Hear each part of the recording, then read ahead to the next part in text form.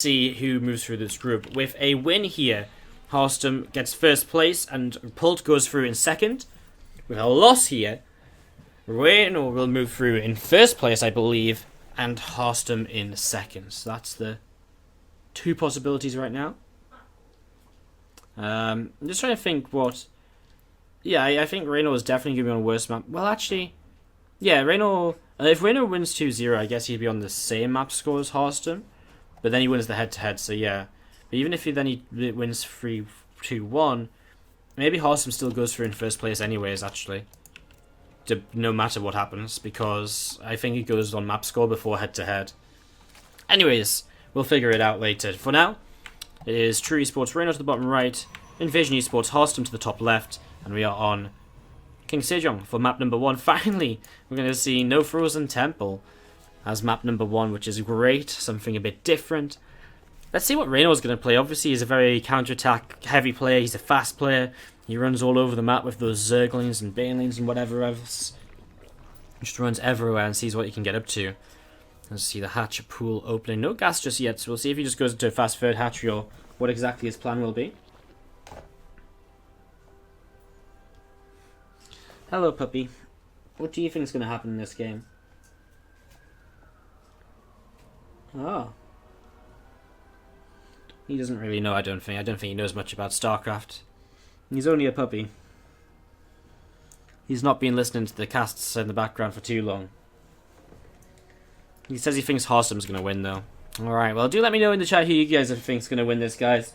I mean, Reynor is becoming very, very popular lately after his DreamHack performance in Valencia. Harstem has always been a popular player. I mean, it is, after all, the 4th year of Harstem in a row at this point. He has now run himself a couple of tournaments too. Not only the GPL earlier this year in China and Shanghai, but also he's won the... not only the GPL in Shanghai, but also the Home Story Cup. 12, of course, as well. How crazy is that? Harstem, a Home Story Cup champion. It's almost ridiculous. It's crazy to think of. Anyways, we're going to see here early on, we're just going to be seeing a... probe moving around for Harstem, just trying to block the third hatchery from coming down whenever it gets taken. Gas did come down eventually from Reynor, and he does start to go in towards that link speed. Leaves one worker in gas. We'll see what he wants to do with that, whether it's a pneumatized carapace, whether it's just to go into, whether it's just to have some gas in the bank if he needs to make roaches, etc. on time. It's just part of his build to leave that one worker in, so we'll see what it comes of it. Twilight Council quickly here from Harstem, so looking for that Resonating Glaives opening early on in this series. We saw Harstem, I think it was Harstem, we saw a lot of kind of Stargate openings the other day. If I'm not mistaken, when he was playing against Bly in WCS. I think it was Harstem Stargate on this map, I can't quite remember. That VOD should be on the YouTube channel. If it's not there yet, it might be going up shortly, actually. I can go check that. Because the WCS qualifier VODs are starting to go up over there. Showtime. Yeah, Harstem Bly went up this morning, so if you want to check out some more of Harstem's PvZ, it is available on the YouTube channel, so check it out as you wish. It's a cool thumbnail. I like the thumbnails I've made for that one. I forgot that I'd made it like that. Alright, so you can check that out, of course, on the YouTube channel, youtube.com/SE2Improve, guys, for all of your StarCraft 2 VOD needs. Well, maybe not all of them, but we do put up at least a video a day there, generally, so there's always something fairly fresh to watch if you're looking for StarCraft outside of Twitch. A few lings running around the right-hand side, and going to come along the top-hand side right now as well. Going to be thinking about moving in towards the natural, but Harstem has a good wall off here. Obviously has a good few adepts up already. He's adding those extra gateways, and that Resident Glaives will be finishing very soon. So far, Reynor has, well, he has seen what's going on, so he knows what this is. So he should have plenty to defend. Although that being said, Glaives is very close to finishing, and the Roach run is only just now started, so I'm not sure if that's actually going to come out in time. Reynor may be dependent on this run by here to distract Harstem a little while. In the early stages of this, we're going to see another adept warping in, maybe one more here very, very soon. And we'll see that push coming down to the bottom side. So here we go, adepts go across again. These lings getting set up as though they really do just want to run by and hit the third. There's only one pylon up over here, so they should be able to get that third base cancelled. Adepts will continue across the map. There's actually a pylon down here too, so Harstem can reinforce with further adepts. That means, of course, he doesn't have a depth back at home, but he does actually have a sentry up on this high ground already. Nice force field. We'll keep him alive a little bit longer there. Overcharge is coming down here shortly. You see another couple of adepts, well, an adept and a sentry being made to defend against this. The adepts will shade through here in towards the main base, or maybe just towards the natural, where actually there's going to be a good amount of drones ready for pickings as we see the lings starting to come in, but resonating glaives on these adepts. They trade very, very well against those lings when they're in a little bit of a corner, pulling away from the queens now as well to minimize the damage they take. First roaches on the way up, third base protected. Actually, I don't even think Harstem's had to pop many overcharges here, just one, I believe. As we're going to see those adepts coming in towards that main base. Now the work count is now going to start falling as these adepts do get in towards a mineral line with workers still around, and we see another adept actually going to come in and pick up another worker kill at the end there too. 7 workers killed, and Harstem takes a 20 worker lead because Reynor made so many units preemptively against this to send across the map to counterattack, but the counterattack was so well dealt with that Harstem took no damage at all.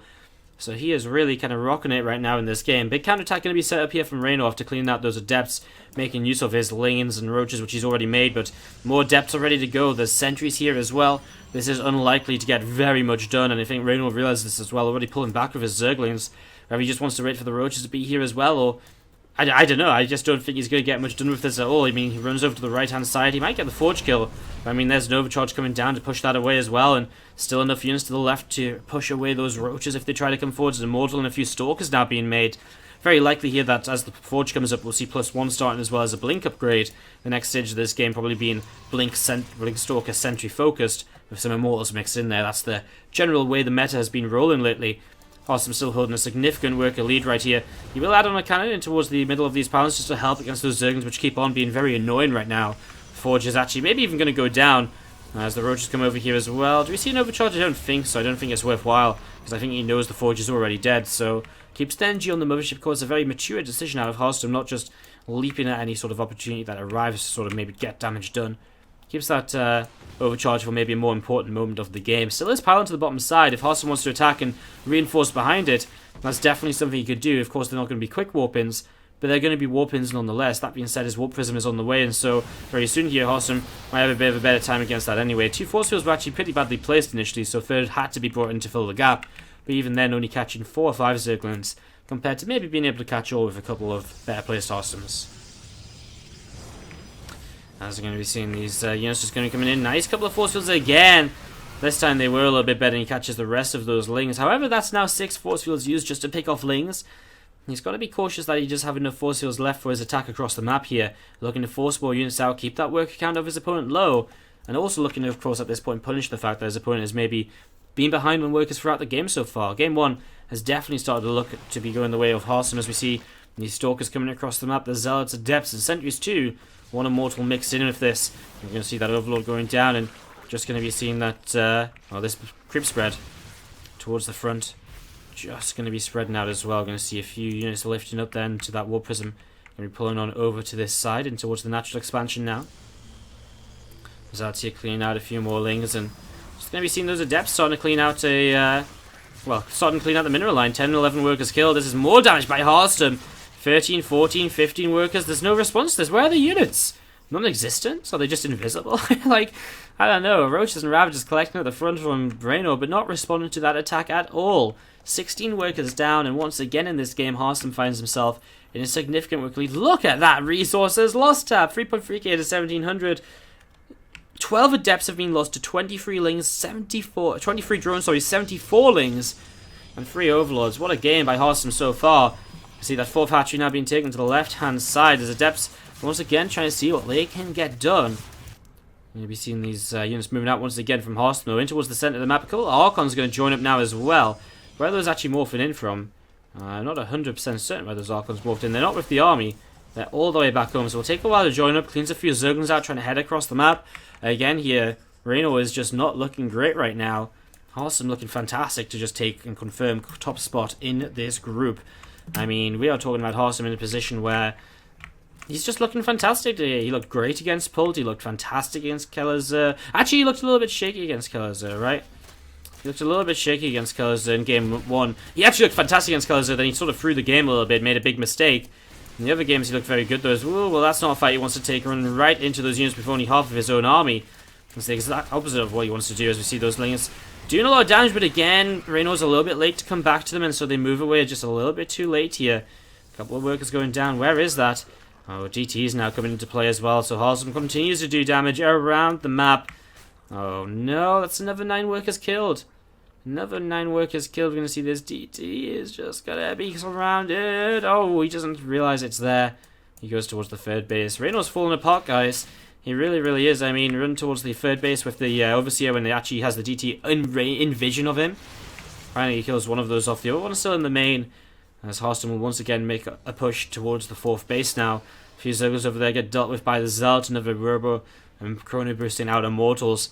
Just Immortals, Archons, lots of Zealots here too. Very old school PvZ, not old school, but very early legacy of the Void PvZ. And it's so far so good. 3 more Broodlings going down there, and another couple of Archons just going to be morphing in, continue to push forwards here. Spinecrawler going to burrow Queens towards the front as well, and here we go. Harstem going to start taking this fight. He's very happy to. The Ravagers are out of position. Hallucinates a whole bunch of Archons at the front, which, even if they are spotted by the Overseers, they are just a nuisance, and they might even just become a little bit of a tank at the front for him. A few Archons in the back are kind of stuck, as a few more Zealots trying to come through as well. Harstem pushing his way through this. The Ravagers on their own, they go down so quickly. They're not tanky units. They're not made for being on the front line. They're made from firing from the back, corrosive biling from the back, while keeping their opponents away with those biles. GG is called, and Harstem takes a very convincing first game of this series. Introduce our players here for what could be our last map of the day in the SGL, and this will actually be my last cast again of the next couple of days. I'm not going to be here tomorrow or Sunday, unfortunately. I might be here Sunday night for like ESL America's Open, but usually I'm too tired to do that recently, so either way, let's do this. To the bottom right hand side, the red Zerg player from True Esports. Let's see it, guys, if you're cheering on Reynor. To the bottom left-hand side, the blue Protoss player is going to be Invasion Esports Harstem. Alright, Reynor versus Harstem here. Game 2 of this best of 3 series. Let's see a gateway coming up towards the front, guys. Not really too exciting here straight away. I will once again just say, of course, if you enjoy the stream and you do enjoy the casting and you do feel as though you want to help support me into the future and help me stay as a full-time caster, bringing you guys StarCraft content throughout the week, then you can support in multiple ways. Obviously, the follow button is there for free to just come and watch the stream again in the future. You can subscribe to the channel, which is $5 per month and gives you access to the sub emotes. We have a sub tournament probably going to take place on Monday. We're going to have a replay pack of all the replays from this event and more from August, going to be going out in just a few days as well. So all those benefits for being a subscriber. It's a good time to be a sub here on the channel. We're heading towards 100 subscribers as well. We're going to have a little bit of a fun party stream when we hunt 100 subs too. So lots of stuff going on if you become a subscriber. There's also the option to become a patron on the Patreon page, patreon.com/Wardy. There you can support with however much you want per month, whether it's $1 or $10 or more or less. And there's a whole bunch of separate benefits depending on how much you pledge per month. You can get a WardyBot VIP Gold, which means you get a extra Wardy points per minute. Now, if that's not a good trade, I don't know what is. And of course, there's other ways to support like donations by cheering or by donating. The links for everything is below the stream as well if you want more information. So do check all of that out. And that should bring us into a bit more of an exciting phase of this PvZ, where hatcheries and nexus are beginning to finish, and we are going to see confirmations of what's starting to happen in the game. So 3 hatch going to be coming up here from Reynor. So 3 hatch are going to be setting up here from Reynor. You actually see the Nexus is going to finish soon from Harstem. He's just got 1 Adept on the way. I mean, we're not at that sort of super interesting phase of the game just yet. We're still waiting to see what the first tech of the game is going to be very, very soon. Stargate going to come down at the front, and that's very common here on New Gettysburg rather than the Resonating Glaives opening. The Glaives opening can be shut down quite easily if like a hatch block or something over here, which seems like an expensive way to defend, but if you stop the Adepts coming across and you don't have to make as many units, it can definitely become worthwhile. So, you're going to see the Stargate coming up instead from Harstem to change things up a little bit going into this second game. And it's nice. I mean, he'll probably go for a couple of Oracles. He could go Phoenix if he would like to, but a couple of Oracles most likely the most common way to open up with Stargate in the current metagame. And we'll see him just finishing off his wall, and behind those Oracles, he'll most likely move in towards the third Nexus as well. Okay, Harstem is going to completely go against everything that I everything that I was talking about. He's actually going to go into a Phoenix here straight away, so Phoenix going to be added on. Also, I'm going to be setting this out and sending it in towards the main base to deal with that first Overlord. So, oh, it's going to be double Stargate. Ooh, it's actually been a is actually going to be a kind of a double Stargate. Something you haven't seen for a long time, actually, if you think about it. I mean, double Stargate used to be very popular at the start of Legacy of the Void, double Stargate into double Robo with the third base, etc. But now double Stargate is something we haven't seen for a long time. It's something we see sometimes off of like a Resonant Enclave Adept opening followed by double Stargate. But double Stargate as an opening in and of itself is very unique here. So intrigued to see Harstem pulling this out now on New Gettysburg. As we're going to be seeing these couple of Phoenix just going to be going over to the right hand side of the map. So a couple of Phoenix are going to head on over to the right hand side. Going to be having a look to see what they can get up to. So just looking around, seeing what's happening. We see a few Zerglings there, 7 of them from Reynor just outside of the third base. And again, those 2 Phoenix going to be just targeting down an Overlord. So a couple of Phoenix targeting down an Overlord, going to get rid of that there. And again, those Queens from Reynor just nearby. So a few Queens just nearby. I mean, obviously, this is going to be very much so from Reynor about how much damage can he stop, can he not take. Like, there's almost definitely going to be damage done here by Harstem. But at the same time, there's almost definitely going to be, there's 100% going to be damage done by these Phoenix. So it really is from Reynor just trying to minimize this as much as possible. I've not actually seen this build order in particular, like the double Stargate. As I said, we've seen like Resonant Enclaves into double Stargate, but I've not seen just straight up double Stargate recently, since the kind of Queen buff even. So I wonder how much the 8-range Queens help out against kind of deflecting these Phoenix and so on. Obviously we see kind of Phoenix being deflected a lot of the time anyway by Queens, and we see Phoenix, is not kind of super different from just normal Phoenix play, but I wonder how much less damage you take now with the 8-range Queens rather than before. Just going to be seeing another drone going down, so more drones just continue to fall. 3 drones have been picked off there in total. Going to be seeing those Phoenix just backing off a little bit here now. Another Phoenix coming across the map to join up as well. And just see those just going to go for a little bit of a different direction in here in the near future. A couple of Spore Crawlers building. I mean, the more spores the better, really. The more spores there are, the less like there is that Phoenix are going to hang around in certain positions to get damage done. However, this spore in the main base is not going to be enough to stop them from coming in and taking down a few drones. 3 workers killed off here. We'll go for an Overlord kill as well. Plus 1 attack is coming up too. Nice micro back, going to minimize himself, stop him from losing that Phoenix there. And the Queens come in. 3 drones and 2 Overlords killed off. Resources lost tab. Currently 0 lost from Harstem. 806 for Reynor. That's about to be 906 as that Overlord is not going to go down actually. Saved by the Queen transfusers. 2 more drones though, so it will still go up to 906. Harstem just wants to make sure my casting doesn't become too incorrect. Good guy Harstem. Doesn't kill the Overlord, makes me look like a fool. Kills 2 drones to make up for it. And behind this, first Robo is up and Mortals are on the way. We actually saw Harstem, he's actually going to take the island expansion here. This is really clever. I didn't actually sort of think about this at all, you know, kind of going into the...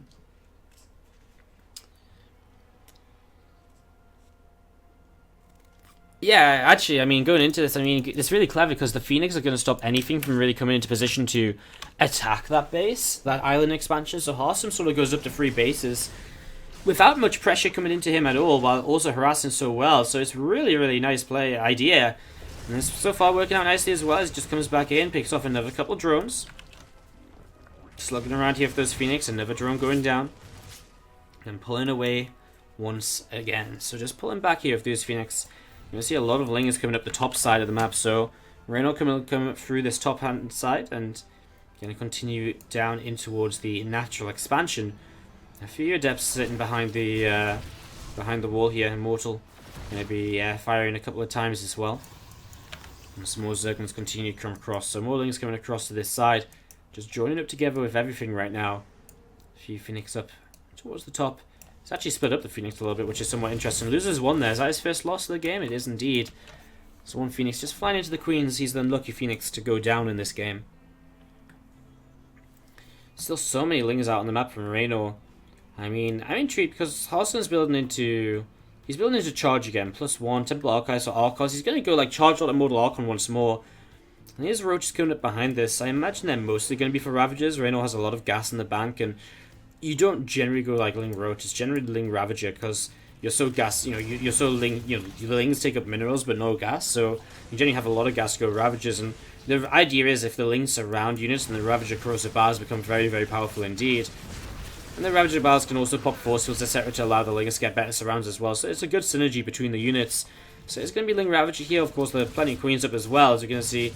Those Phoenix, one of them will go down. It is just interesting though, because again, you used to see with double Stargate the fact that you almost had to go into Hydras to fight against it, but this is only being Queens from Reynor. And yeah, he's taken, well, only 1500 resources lost isn't even that much, so he did invest into a lot of spores, that's true. And he's defended this without having to go into Hydras, so he's still on kind of a good composition for himself. I'm actually surprised, I'm surprised I haven't actually spotted the Bane and SGL. I was about to say, it looks as though it's going to be like Ling Bane Ravager, very aggressive, swarmy style of play.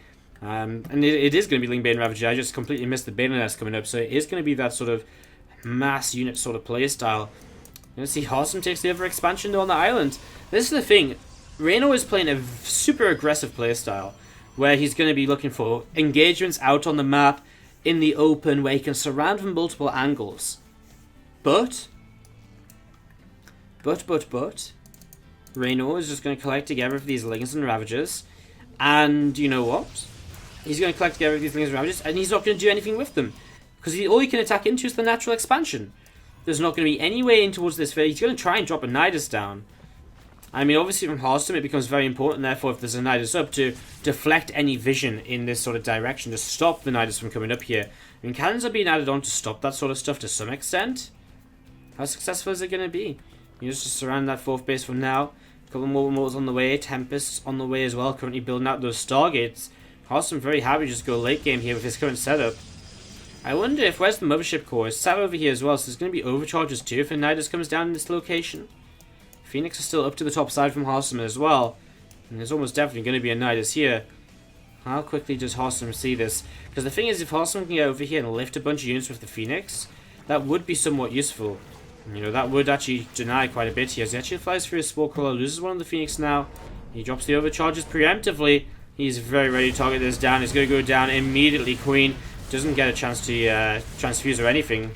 And that's a very, very easily defected Nidus to begin with there. So Harstem defense for now. Phoenix will come over. They will want to try and get rid of that Overlord, which gave him the vision. Obviously, Reynor can keep sending new Overlords over here, but there's the principle of them how to clean that up. It's obviously an Overlord that's going to be easy pickings off to the side and not near any other units. Lings and Ravagers just unable to still do much on the map. I mean, as Harstem moves out a little bit here to take his fifth base now, we'll see Reynor getting into a position where maybe he can try and utilize that, but still doesn't look too promising. I mean, Harstem's building into Tempest still. He's got Storm, Archons. I mean, actually, just look at the unit count here. Harstem literally has 7 Zealots, and alongside 7 Zealots, he has 1 Archon. I feel as though he could have a few more Archons, but 10 Immortals, 3 Adepts, 7 Phoenix, and 5 High Templar. His army is so high-tech. It's so expensive here. Look at that, 4k gas and 6.4k minerals against 6k minerals and 1.5k gas. Obviously, it's engagement dependent, this upcoming fight, but you would imagine this is going to go pretty good for Harstem. Just built, based on kind of the initial setup that we see here. Nice transfuse on that Ravager, and Harstem realizing the Queens are there to transfuse will just give that up. Not going to stick around with the Phoenix for much longer. So much Ling Bane. So much Ling Bane. Obviously, going to be important here that the Storm's going to be very important. A few more High Templar morphing in. Maybe another Archon coming in to help tank against this. Storm's going to be important then. There's also these Stasis Wards to the left-hand side. As here we go. Immortals will do a lot of tanking. Oh my god, look at the Storms and the Bane lines. So many Banes go down. Stasis Wards catch so much. What a defense by Harstem. We've been talking about how this army wants to kind of fight in an open area. This is not an open area. And you can see exactly why it wants to fight in an open area. Because running into one position, Harstem just shuts it down so quickly, so easily. These Lings are going to come off cooldown on the Stasis Ward, and they're not going to be responded to at all. The Banes, Storm's a little bit preemptive there. They just go off on Immortal, which is not an efficient trade at all. Good defense by Harstem. First wave dealt with, and he just gets into a better and better position with these Phoenix, with these Tempests on the way up. Whoa, Harstem going to take the fight to Reynor. Now moving out a little bit. Is this the mistake that Reynor's waiting for here? Because now he spans forwards with a lot of Zerglings. Harstem will lose a lot straight away. Still backing away. These Archons get surrounded straight away. Phoenix in the sky will have to start doing some lifting. Well, I thought there was going to be more Zerglings left over than there really is. Harstem's still struggling a little bit here. There's a lot of Ravagers left, but there's nothing really to fight against the Tempest, although Corrosive Bars are currently catching them off guard. Lings stream across the map. Harstem, I think, has been too aggressive into this. This game's gone so well for him, but he's made some major mistakes here. He's really just sort of took a couple of fights that he shouldn't really... Well, that one fight there, it wasn't even a couple. The first fight went good for him. There's the other fights which didn't go quite so good. He still has Tempests, which are slowly pushing this away, pushing the Queens back, getting rid of a lot of these units on the ground slowly but surely. He's down 50 supply though. Corrosive Bars once again countershooting those Tempests, which are slow to move. 7 Zealots on the way up. As we see motherships actually come in to help with a little bit of, well, a little bit of cloaking. That might actually just buy Harstem the time he needs to keep building up here. But now Reynor goes into Corruptors. Reynor spent his entire bank. It feels though if Harstem spent his entire bank, he'd actually still be okay here in terms of supply. As you see, those Zerglings are going to run on in. A couple of cannons here. Going to start working their way through those Zerglings. Tempest just working their way against these Queens, just from a distance, seeing what they can do. He needs to be careful he doesn't lose them to Corrosive Bars again. There's 4 base against 4 base, even if this base goes down, so Harstem doesn't need to rush into this fight if he doesn't have to. He's just sitting back right now, pulling back in towards this army. Plenty of cannons here to protect himself on this base if another Nidus tries to come down, for example. I'm just going to be seeing Harstem here. Well, I mean, Reynor kills an aggressive position still. Phoenix going to run in. They see Corruptors now. The Corruptors obviously there to help against the Tempest, against the Mothership Core. A few High Templar coming in. Actually, if he can get his Storms back up, that would be fantastic. Although I don't think the Storms are ready. Nope, I'm wrong. There is indeed Storms ready to go here. Storms dropping down. A few more veins starting to move forwards. The Tempest coming in as well. The Overseer to the right-hand side is what's detecting all of these units right now. Is the Overseer still alive? Get rid of it. He could stop so much. Harstem's not going to have enough to hold on, though. He didn't have the time he needed to kind of build up once again after he messed up that fight. And Lings... Reynor. So let's go into this. Again, this is important. Reynor has to win to advance out of the group into playoffs. Harstem is just playing to kind of get a better placement in the group. So let's see how this is going to go. As to the bottom right-hand side, is going to be the blue Zerg player from True Esports. It is Reynor. If Reynor loses here, Reynor, Pult, and Kalazer would be all 3-4. And each beat the guy that beat them. Is that true? Can Reynor be 3-4? I don't think so. I think Reynor isn't 3-4. I think Reynor's 3-5. So he goes out. If he loses now. In fact, I know he is. Alright, so. Bottom right hand side of the map is the blue Zerg player from True Esports here. From Italy. It's Reynor. To the top left hand side, the red Protoss player from Invasion Esports. Let's hear it up. Hear it up? Let's hear it. For Harstem. I was going to say let's give it up, then I obviously went for let's hear it. Combined, obviously doesn't make a whole lot of sense.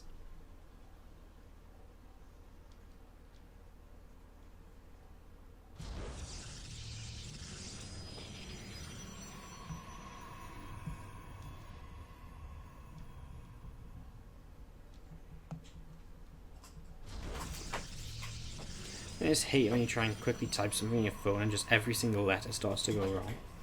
God damn it. Alright. Cybercore going to be finishing here for Harstem in just a few moments' time. Very standard setup so far. This is a Resonating Glavis map, of course, so probably expecting to see a Twilight Council opening from our Protoss player. As early on we see a drone comes down to the low ground, going to see a pylon put down from Harstem. That drone not going to be able to build a hatchery there just yet. Couple Lings come in, going to start working their way against that. Probe going to come back in, just try to buy a little bit of time on the pylon. Try and delay this as much as possible, but shouldn't be able to delay it for too much longer. Unless he builds like a gateway or something to continue blocking, I think he will. Cybercore, obviously with more health on it, is the best choice there. So Cybercore comes down, that's going to continue to block this hatchery for just a little while longer. Pylon goes down, but the Cybercore still continues to build even without a pylon to power it. So we need to see that...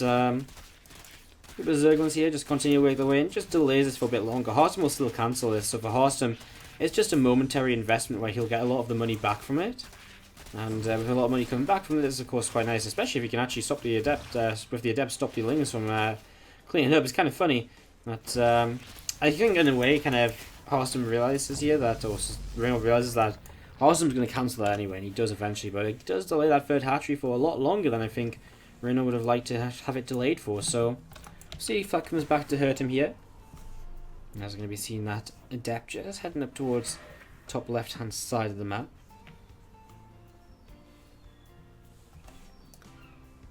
Just going to see it just appearing on the other side of this wall now. So, a couple of Adepts going to shade out once again. They're just going to split themselves up and see where they can get to. Just see what's out there. Resonant Glaives again is on the way. Baneland's going to come in here early from Reynor. So going to opt for the Banelings as an early way to shut down this Resonating Glaives opening. Obviously in game number 1 we actually saw Reynor take quite a bit of damage from the Resonating Glaives opening. That did hurt him quite a lot. So that did hurt him quite a bit as we see those lanes just collecting together up that ramp. And we're seeing the Mothership Core moving forwards here from Harstem. Just to maybe push those away. I mean, there's no real threat of having the Mothership Core kind of out in the front here. It's always going to be able to pull back in time to overcharge against anything aggressive if it needs to. Let's see the Adepts just joining together. Just checking the third base is going to be safe until the pylon comes up. 5 Adepts here. Glaive is about to finish. We'll see one more warp in. And then across the map, those Adepts will go off on their journey to kill drones. And, well, kill drones. Obviously, that's pretty much all Adepts really seem to do. Obviously, they're quite good at fighting as well, but kill drones is one thing we always see Adepts doing. Sentry warped in here as well will help against the Overlord maybe, then go and just help to kind of wall off over here. It's actually going to be only going to be 5 Adepts moving across this map. Overcharge will be popped on the third if Reynor commits, but he goes to the natural. Plenty of units there to turn this away. Warp Prism is actually on the way from Harstem, so actually looks as though Harstem's actually planning on maybe going for an aggressive like gateway attack here, rather than kind of committing to kind of further Adepts etc. and teching up. I mean, Warp Prism comes out and you'd imagine he's just going to keep on warping in units, so this is interesting. Warp Prism moving across, I mean, it might explain these early sentries as well. Warp Prism a few more units across the map. Warp Prism still moving over. He's actually going to pull it back now. A few Banelings out here, of course, to help against those Adepts initially, but didn't have to be used just yet. More Bane's going to morph in aggressively now, though. See some Adepts over to the side. Really nice positioning here. Ling's trying to get around the side. Double Overcharge will come down as we see the Adepts have to try and split away from those Banes. 3 of them of 4 surviving. Very good trade here from Harstem. Complete shutdown. And that's not going to be anything gained at all from Reynor. And that's him actually losing quite a lot of units. 4 more gates being added still. Not really much else going on. There's an Immortal coming out the Robo though, so maybe don't see too much of a commitment. There's actually one more already out. I really thought this was going to be something aggressive across the map, but apparently not. Apparently I am wrong.